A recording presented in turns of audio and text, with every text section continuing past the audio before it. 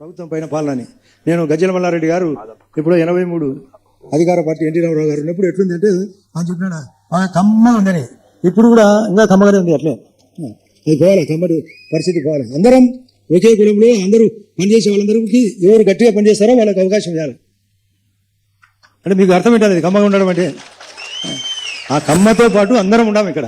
ఇక్కడ కులాలు మతాలు కాదు. మనం లేనిది ఈ యొక్క రాష్ట్రంలో బీజేపీ లేనిది రాష్ట్రంలో తెలుగుదేశం పార్టీ కానీ జనసేన కానీ లేదు. మనమే ప్రధానం, మన తర్వాతనే.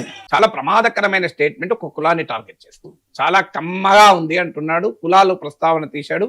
కమ్మగా ఉంది అంటే నేను ఏమంటున్నానో మీకు అర్థం కావాలని కూడా అంటున్నాడు. అంటే క్లియర్ గా తెలుగుదేశం పార్టీ కమ్మ రాజ్యాన్ని ఏర్పాటు చేసింది అని చాలా స్పష్టంగా బీజేపీ ఆరోపిస్తోంది. ఇది బీజేపీ రాష్ట్ర అధ్యక్షుడు మరి దాన్ని ఖండించాలి కదా. సో బీజేపీ నాయకులు ఎవరైనా ఖండించాలి కదా. సో అక్కడ క్వశ్చన్ ఏంటి, ఇంత ఓపెన్ గా బీజేపీకి టీడీపీకి ఉన్న ఓటింగ్ ఎంత, బీజేపీకి ఉన్న ఓటింగ్ ఎంత? బీజేపీని ఇండిపెండెంట్ గా పోటీ చేయడం ఆంధ్రప్రదేశ్ లో 1% వస్తుంది. 2019లో 100 కంటే తక్కువ. సో 100 కన్నా తక్కువ వచ్చిన పార్టీ, ఆ పార్టీని నెత్తిన పెట్టుకుని టీడీపీ ఇవాళ మూల్యం చెల్లిస్తోందన్న దానికి ఇది ఒక ఉదాహరణ. నేను చాలా సార్లు చెప్పాను, బీజేపీ మిత్రపక్షాలతో వేధించే సరళి ఇలాగే ఉంటుంది. The grow at the cost of allies అని మీకు కాశ్మీర్ నుంచి కన్యాకుమారి వరకు ఉదాహరణ చెప్పాను. తెలుగుదేశం వాళ్ళు ఏమంటున్నారు, నేను మాది అట్లా కాదని ఒక అభిమాని పంపిన కథ కూడా మనం మాట్లాడుకున్నాం. మా వాడు బీజేపీనే తింటాడు అవసరమైతే అని చెప్పుకుంటున్నారు, ఆశపడుతున్నారు. పడనియండి, బీజేపీ నాయకుల వైఖరి అర్థమవుతుంది కదా. సో రేపు ఇరకాటంలో పడేది టీడీపీయే. So BJP is challenging. ఇది బీజేపీ ఒక్క టీడీపీతో చేయలే.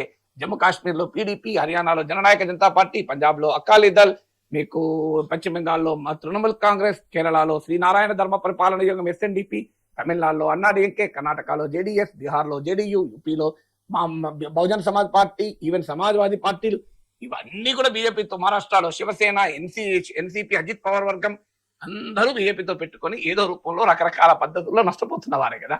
సో మీ వన్ మిత్రపక్షం బీజేపీతో పొత్తు పెట్టుకొని లాభపడిన ఒక్క మిత్రపక్షం చూపెట్టండి. నష్టపోయినాయి కదా అన్ని పార్టీలు, ఏదో రూపంలో నష్టపోయినాయి. కొన్ని నిలదొక్కుకోవచ్చు, కొన్ని నిలదొక్కుపోవచ్చు, కొన్ని తక్కువ నష్టపోవచ్చు, ఎక్కువ నష్టపోవచ్చు. ఒరిస్సాలో బిజు జనతాదళ్, ఈవెన్ తెలంగాణలో బీఆర్ఎస్.